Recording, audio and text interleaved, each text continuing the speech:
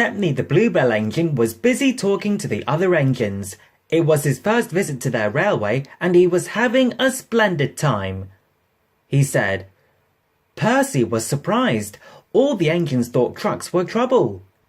He said. Their drivers agreed and the two engines set off. Thomas and Toby were speechless. Stepney took the trucks to the harbour. Then he picked up a load of empty ones and started back. Ahead was a cricket field. The game had just begun. Stepney and his driver had to wait at a signal. Said his driver. Then there was trouble. The batsman hit the ball. It flew high into the sky towards Stepney's train. Clunk went the signal. Thump went the ball into a truck, but neither driver nor fireman heard it. Yelled the players, but Stepney didn't hear them. He puffed to the trucks. Cried the players. They said to their old car. Caroline coughed crossly and rolled down the road. Stepney wasn't hurrying. Caroline soon came up behind him. She wailed. The players shouted, but Stepney was still too far away for his driver and fireman to see or hear properly. They completely misunderstood. Said the driver.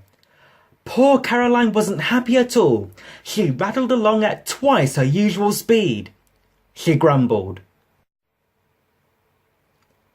Suddenly, Stepney was nowhere to be seen. Cried Caroline. But she couldn't. Her driver pounded Caroline on up the steep hill and then down the other side towards the station. Stepney was already there when Caroline cluttered in. Cried the players and explained everything. The bull was nestled under some straw in the third truck from the van. Cried a player. Sighed the driver. Replied the player. Said the driver. And she was. The driver spoke to the station master and the signalman, and they all agreed a plan.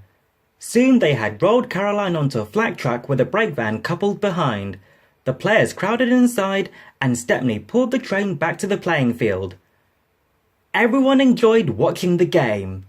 Even Caroline was pleased. She doesn't think trains silly now. She says,